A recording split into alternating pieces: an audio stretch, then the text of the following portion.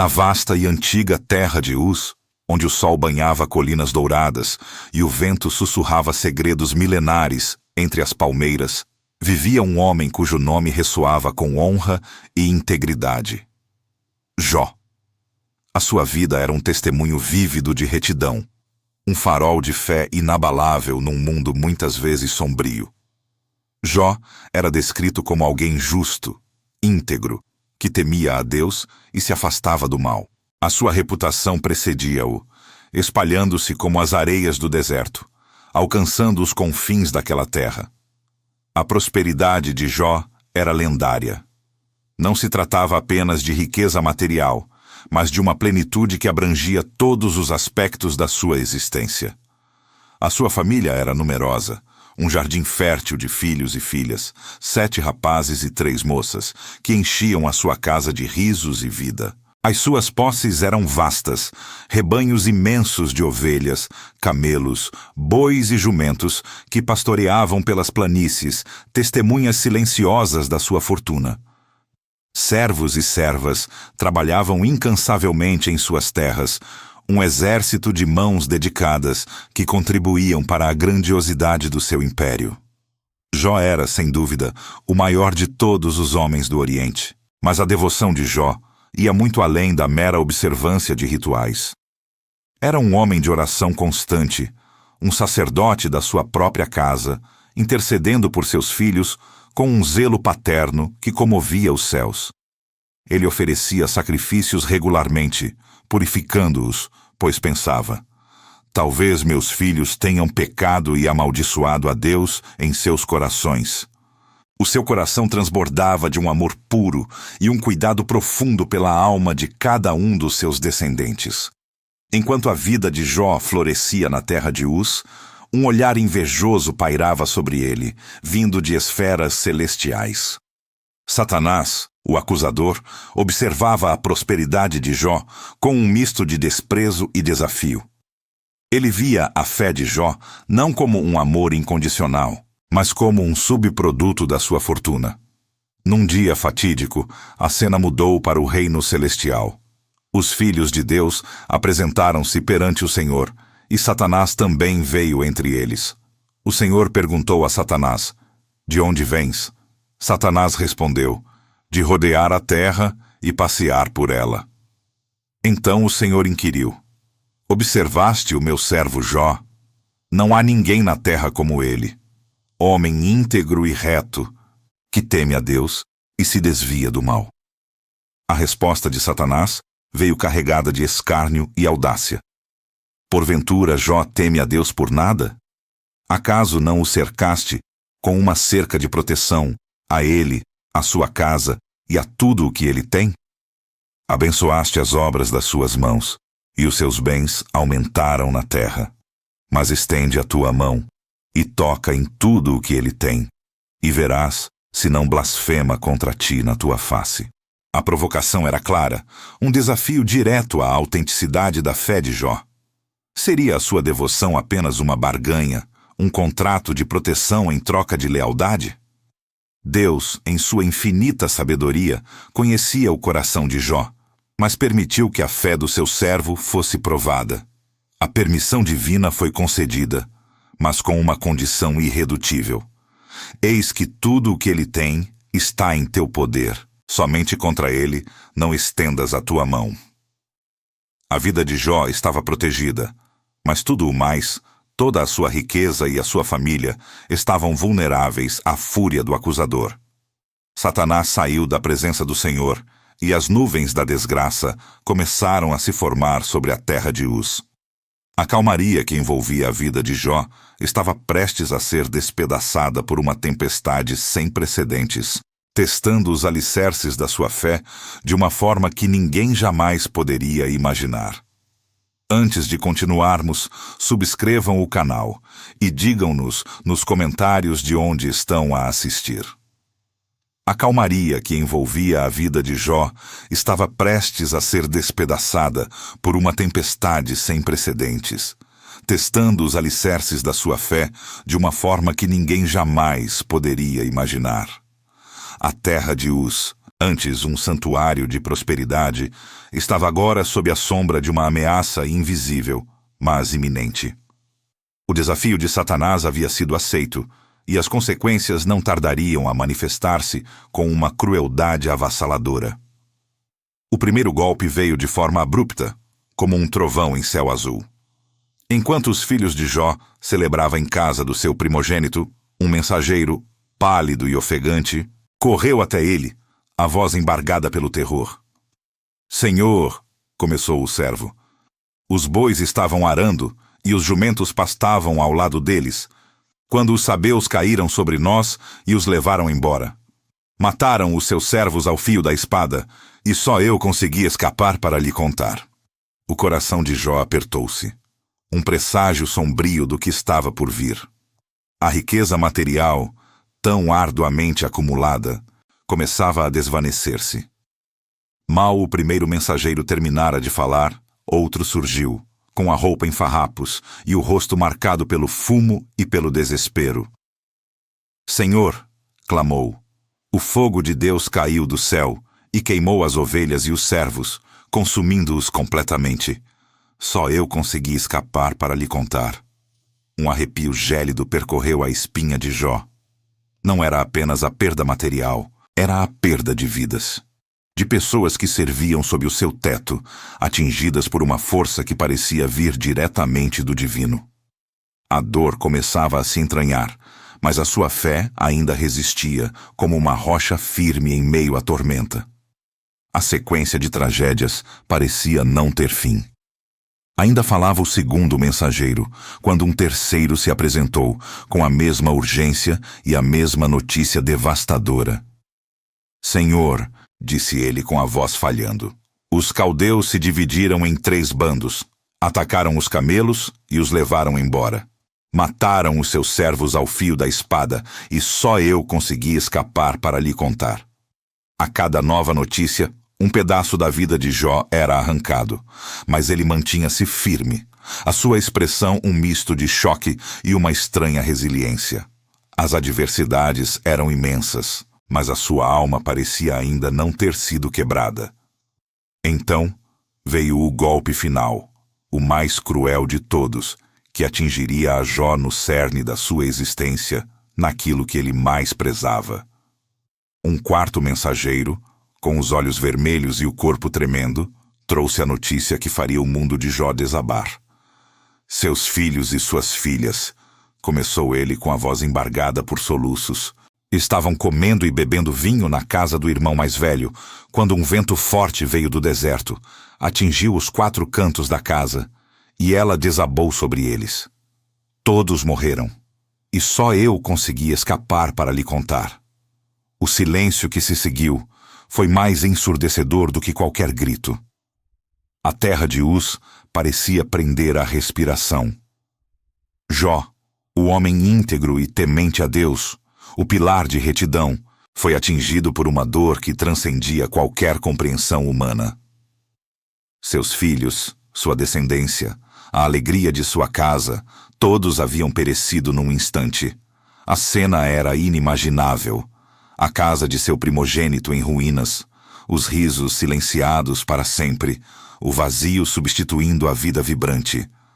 A reação de Jó, no entanto, desafiou todas as expectativas de desespero e revolta. Em vez de blasfemar ou amaldiçoar, ele se levantou, rasgou as suas vestes, como era costume em sinal de luto profundo, e raspou a cabeça, um ato de humilhação e dor. Depois, prostrando-se em terra, adorou. A sua voz, embora embargada pela dor, proferiu palavras de uma fé inabalável, que ecoariam pelos séculos. "Nu saí do ventre de minha mãe, e nu para lá voltarei.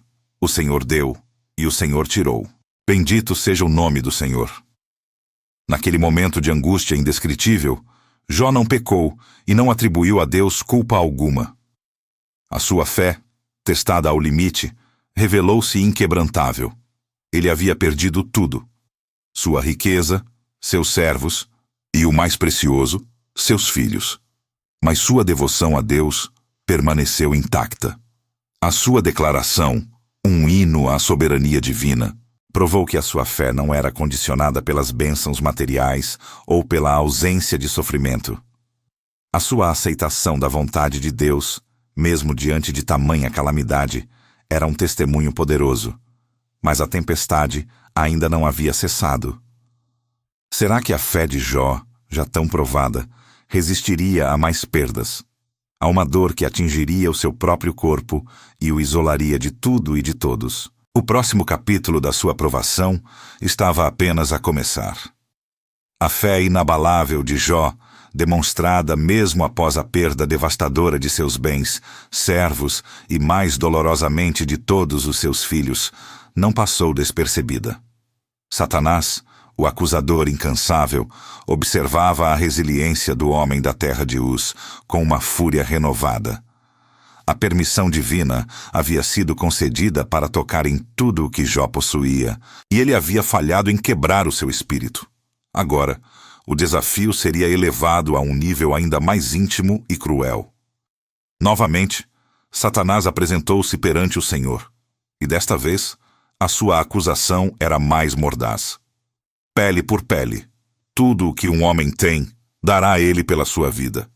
Mas estende a tua mão e toca-lhe nos ossos e na carne, e verás se não blasfema contra ti na tua face. A ousadia de Satanás era palpável, a sua convicção de que a fé de Jó tinha um limite, uma linha que não poderia ser cruzada se a dor atingisse o seu próprio corpo.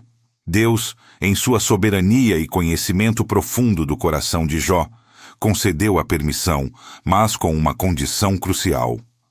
Eis que ele está em tua mão, porém, poupa-lhe a vida. A vida de Jó era intocável, mas o seu corpo, a sua saúde, seriam agora o campo de batalha.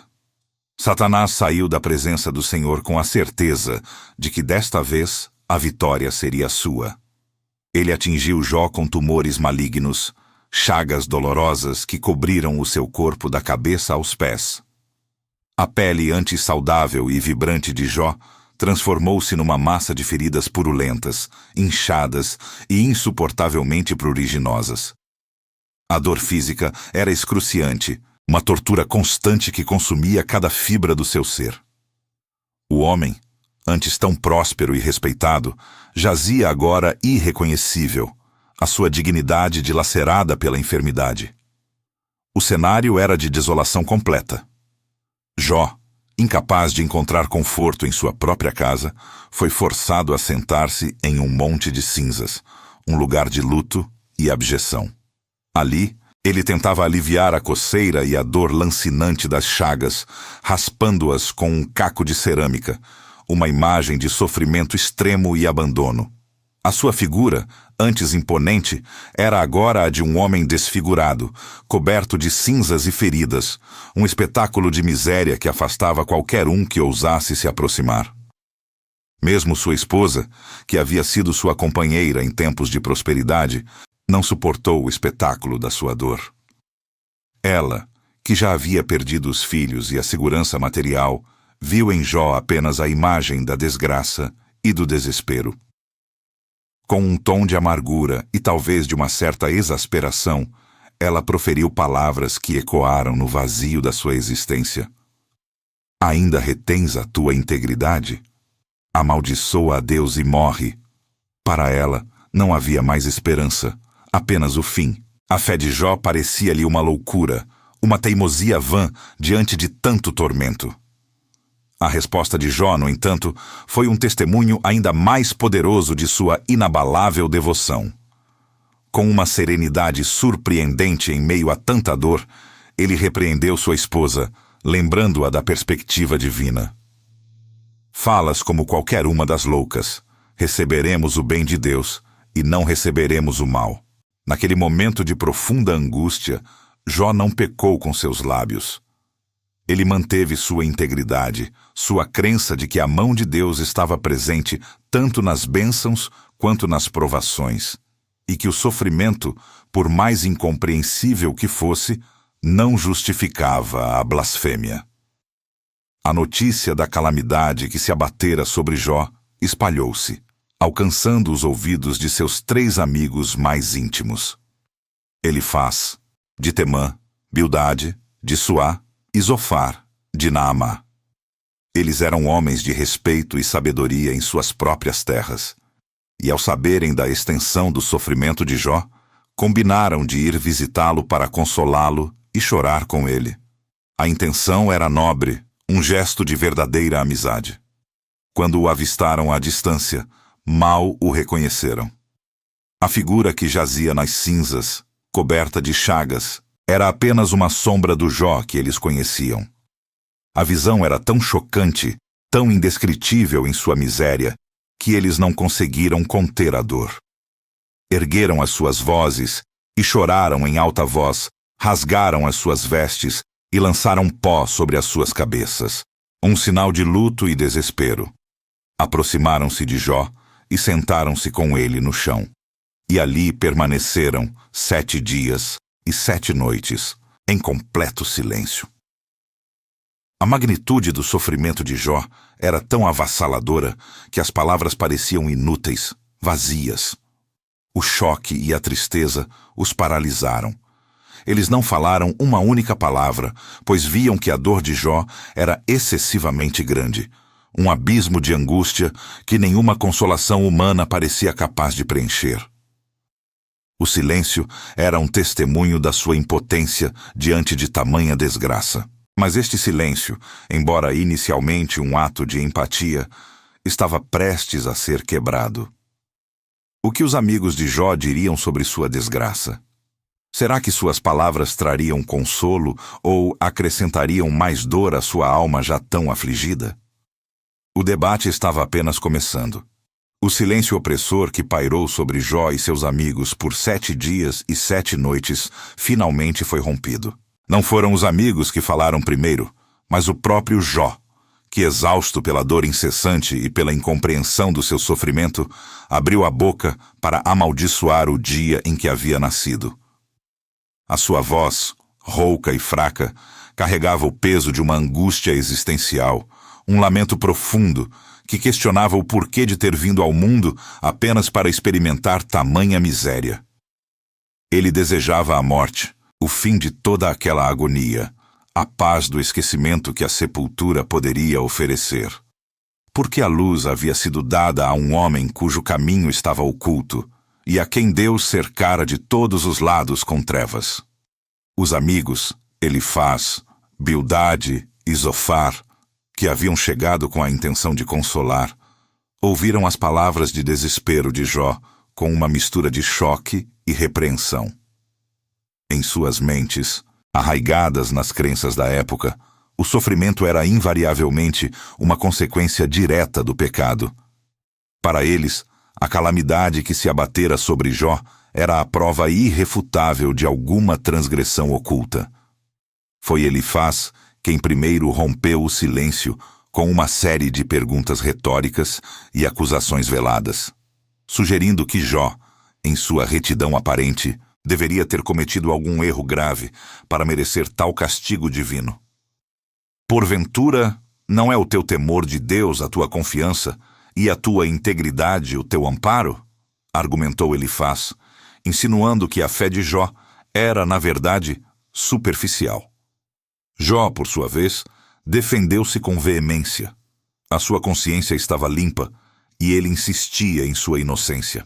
Ele não conseguia entender a lógica por trás de sua desgraça, pois sabia que não havia cometido os pecados que seus amigos lhe atribuíam.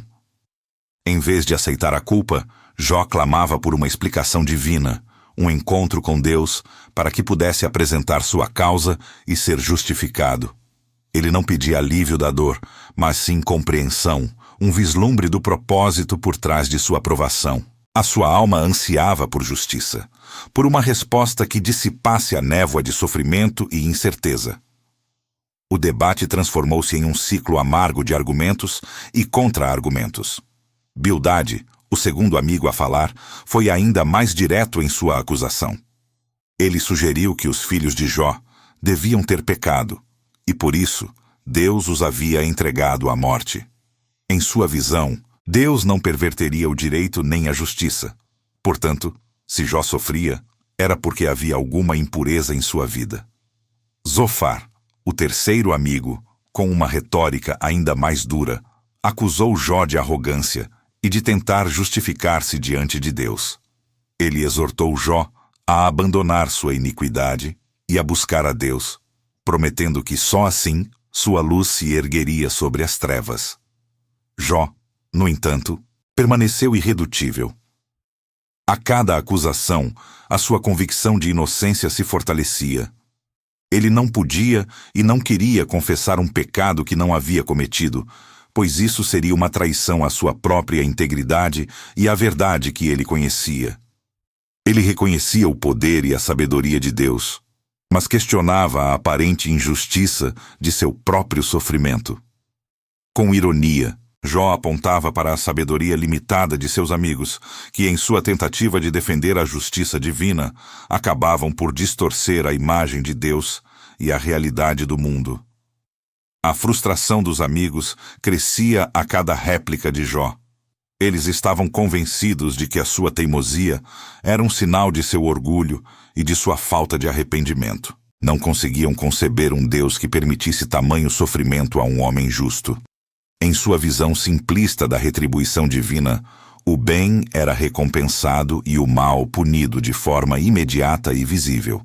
A complexidade do caso de Jó desafiava todas as suas certezas teológicas, e eles se sentiam impotentes para fazê-lo enxergar a verdade que acreditavam possuir.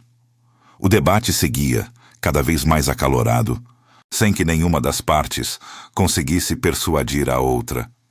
Havia uma verdade oculta, uma dimensão do plano divino, que nenhum deles, em sua limitada compreensão humana, conseguia enxergar.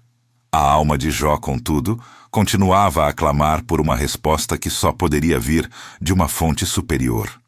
Uma revelação que transcenderia a lógica humana e a sabedoria convencional. No auge do debate amargo e infrutífero entre Jó e seus três amigos, quando a exaustão parecia tomar conta de todos e a esperança de uma resolução se esvaía, uma nova voz emergiu. Era Eliú, um jovem que havia permanecido em silêncio até então, observando e ouvindo atentamente cada palavra trocada. Sua juventude o impedia de falar antes dos mais velhos, mas a indignação, com a falta de sabedoria demonstrada pelos debatedores, o impulsionou a intervir. Eliú não era um mero espectador. Ele sentia a necessidade de trazer uma nova perspectiva, uma que transcendesse as acusações simplistas dos amigos e o desespero de Jó. Com uma postura respeitosa, mas firme, Eliú começou sua repreensão.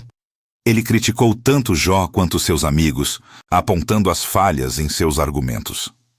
Aos amigos, Eliú censurou por não terem encontrado uma resposta convincente para Jó, permitindo que ele se justificasse em vez de Deus. A Jó, ele repreendeu por ter se considerado mais justo que Deus, questionando a sabedoria divina e a justiça de seus atos. Eliú argumentou que Deus é maior que o homem e que não seria necessário que ele se justificasse perante suas criaturas. Ele introduziu a visão de que Deus usa o sofrimento não como punição exclusiva, mas como um meio de instrução e purificação. O sofrimento, na ótica de Eliú, poderia ser uma ferramenta divina para desviar o homem do orgulho e do pecado, para abrir seus ouvidos à disciplina e para redimi-lo da cova. Era uma pedagogia divina, um convite à reflexão e à mudança. As palavras de Eliú trouxeram uma pausa na contenda, um momento de introspecção forçada para todos. Jó, embora ainda imerso em sua dor, ouviu com uma atenção renovada. As acusações de seus amigos haviam endurecido seu coração, mas a abordagem de Eliú, que reconhecia a complexidade do sofrimento e a soberania de Deus, sem cair na simplificação, ressoou de uma forma diferente. Um anseio profundo e renovado começou a crescer no coração de Jó. Ele não queria mais apenas defender sua inocência.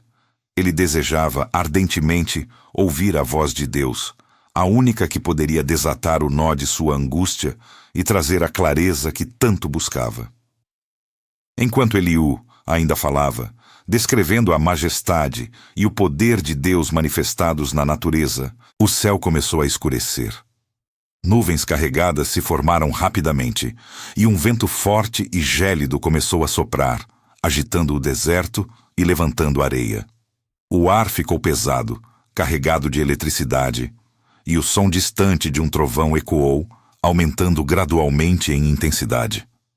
A presença de algo grandioso e temível estava se manifestando. A chegada da tempestade não era uma mera coincidência meteorológica. Era um turbilhão que anunciava a própria presença divina. O cenário estava montado para a mais esperada das intervenções. Do meio daquela tempestade avassaladora, em meio ao rugido dos ventos e ao estrondo dos trovões, a voz de Deus finalmente irrompeu. Não era uma voz suave e apaziguadora, mas uma voz de poder e autoridade inquestionáveis, que fez Jó e seus amigos estremecerem. Deus não veio para consolar no sentido humano, nem para justificar-se ou explicar detalhadamente as razões de seu agir. Em vez disso, ele começou a falar diretamente com Jó, mas não como um acusado.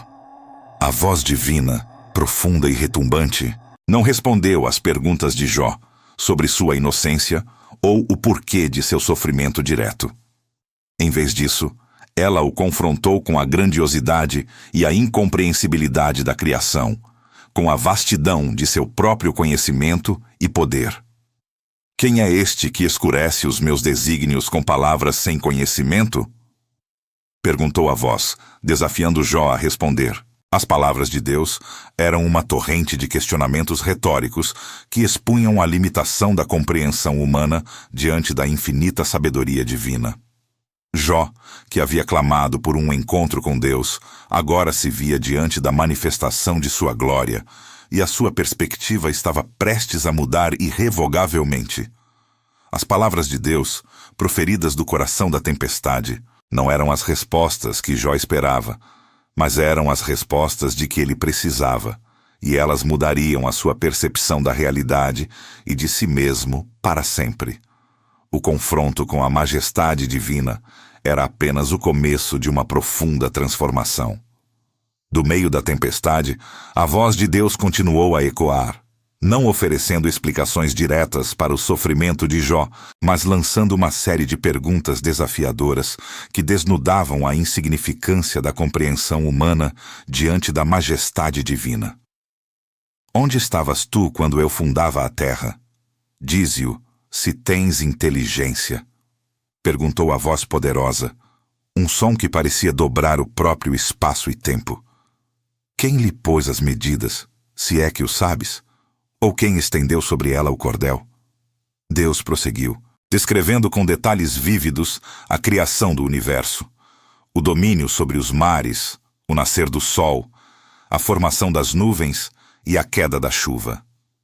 Ele falou sobre os mistérios da neve e do granizo, sobre os caminhos da luz e das trevas, sobre os depósitos dos ventos e o curso dos rios subterrâneos. Cada pergunta era um golpe de martelo na arrogância humana, uma lembrança pungente da vasta sabedoria e poder que pertencem somente ao Criador. Ele questionou Jó sobre a vida selvagem, sobre o instinto dos animais, sobre a força do búfalo e a agilidade do avestruz, sobre a imponência do hipopótamo e a ferocidade do crocodilo. Jó, que antes clamava por um confronto com Deus, que se sentia injustiçado e ansiava por defender sua própria retidão, agora se via esmagado pela imensidão da revelação divina. A sua defesa, que parecia tão sólida e justa em sua própria mente, desmoronava-se diante da incontestável verdade da soberania de Deus. Ele ouvira as palavras de Eliú, que apontavam para a grandeza de Deus, mas nada se comparava à experiência direta de ouvir a voz do próprio Criador, que desvendava os segredos do cosmos e da vida com uma autoridade que não admitia réplica. A sua pequenez tornava-se palpável. Jó percebeu que suas queixas, seus questionamentos e até mesmo sua insistência na própria inocência eram limitados por uma perspectiva humana finita. Ele havia tentado julgar o incomensurável, compreender o incompreensível. A grandiosidade e a sabedoria divina eram tão vastas que as suas próprias dores, embora reais e intensas, pareciam agora meros detalhes em um plano muito maior. Um plano que transcendia qualquer entendimento humano. Jó não se sentia diminuído no sentido de ser insignificante, mas sim humilhado pela sua própria presunção em querer decifrar os caminhos de Deus. Com o coração contrito e a voz embargada, Jó finalmente respondeu a Deus, não com argumentos ou defesas, mas com uma confissão de humildade e arrependimento. Falei do que não entendia, coisas maravilhosas demais para mim que eu não conhecia. Disse Jó, as palavras mal saindo de seus lábios tremendo. Ele reconheceu que havia falado impensadamente, sem a devida reverência e compreensão. A sua busca por justificativa transformou-se em uma profunda reflexão sobre a sua própria limitação. A epifania de Jó foi profunda e transformadora. Ele havia conhecido a Deus por meio de relatos, por meio da tradição e da fé que lhe fora ensinada. Ele tinha uma compreensão teórica da divindade, mas nunca havia experimentado a sua presença de forma tão vívida e avassaladora. Eu te conhecia só de ouvir, mas agora os meus olhos te veem, declarou Jó, numa das mais belas e comoventes confissões de fé da literatura. Aquela experiência não era apenas auditiva, mas uma revelação espiritual que penetrava a sua alma e reconstruía a sua percepção de Deus e de si mesmo. Com essa nova visão, Jó se submeteu completamente à soberania de Deus. Ele não precisava mais de explicações, pois a própria presença de Deus era a resposta. A sua fé, antes testada e provada, agora era restaurada e aprofundada, enraizada numa compreensão mais madura e humilde. Ele se arrependeu em pó e cinzas, não por um pecado específico que seus amigos o acusavam, mas por sua própria ignorância e por ter ousado questionar os desígnios do Altíssimo com uma mente tão limitada. Então, a voz de Deus se voltou para os amigos de Jó. Elifaz, Bildade e Zofar, que haviam julgado e acusado Jó com tanta veemência, agora se viam na mira da ira divina. A minha ira se acendeu contra ti e contra os teus dois amigos, porque não falastes de mim o que era reto, como o meu servo Jó, declarou Deus.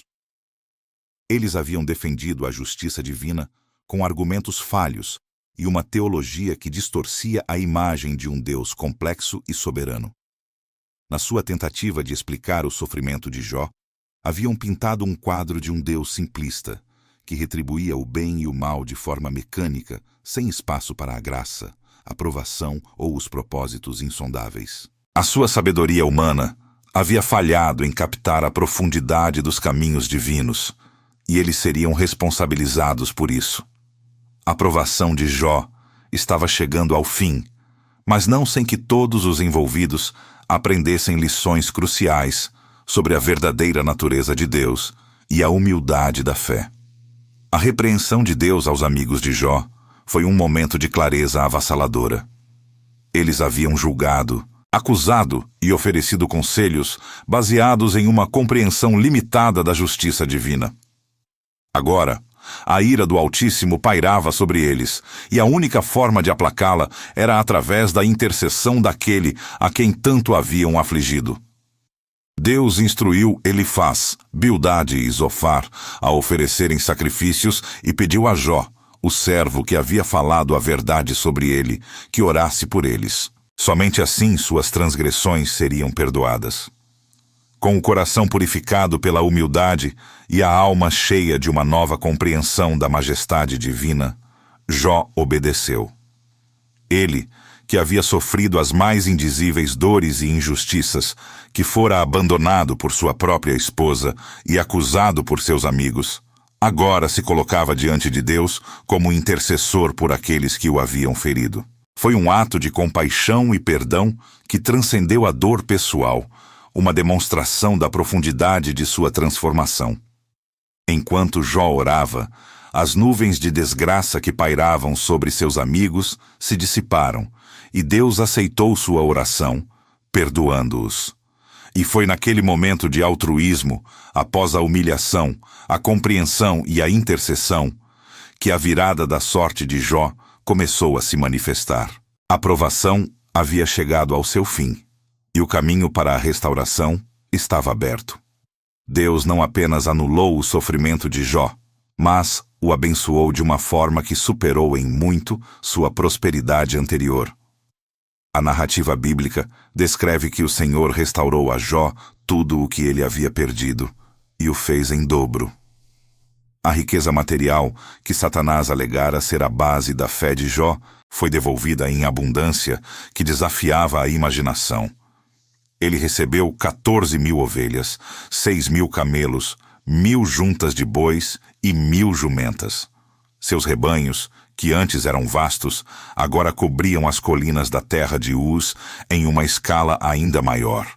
Os celeiros, que haviam sido saqueados e queimados, foram preenchidos com uma colheita que transbordava. A terra, que antes parecia estéril de felicidade, agora brotava com a promessa de uma vida renovada. Mas a maior das bênçãos não foi a material. Jó, que havia chorado a morte de seus filhos e filhas, com uma dor que rasgava a alma, foi agraciado com uma nova família. Ele teve novamente 7 filhos e 3 filhas, um número que espelhava sua família original, mas que, na mente de Jó, representava uma dádiva ainda mais preciosa, forjada na resiliência e na fé inabalável. Estas novas filhas, em particular, eram de uma beleza incomparável. A Escritura as descreve como as mais belas de toda a terra. Seus nomes, Jemima, Quezia e Queren-Hapuque, ressoavam com significados de paz e prosperidade, um testemunho da graça restauradora de Deus. Após todas as suas provações e a subsequente restauração, Jó viveu por muitos anos, uma vida plena e repleta de contentamento. Ele não apenas desfrutou da companhia de seus novos filhos e filhas, mas teve o privilégio de ver seus netos e bisnetos, testemunhando o crescimento e a prosperidade de sua linhagem por 4 gerações. A longevidade de Jó foi um sinal da bênção divina, um período prolongado de paz e alegria que compensou as amargas dores de seu passado. Ele morreu velho e farto de dias, uma expressão que na cultura da época significava não apenas ter vivido uma vida longa, mas uma vida completa, satisfeita e abençoada. A história de Jó se encerra com uma lição eterna que ecoa através dos séculos e continua a inspirar milhões. A fidelidade a Deus, mesmo em meio à adversidade mais cruel e incompreensível, é recompensada. Não necessariamente com a ausência de sofrimento, mas com uma compreensão mais profunda da soberania divina e uma restauração que transcende a mera compensação. A fé de Jó não foi baseada em sua prosperidade, mas em sua devoção inabalável a Deus. E essa fé foi provada e aperfeiçoada. Ele aprendeu que os caminhos de Deus são insondáveis, mas justos e cheios de propósito. A sua vida se tornou um testemunho vivo de que mesmo quando tudo parece perdido, a esperança e a redenção podem surgir das cinzas, e a mão de Deus pode transformar a mais profunda tristeza na mais gloriosa das bênçãos.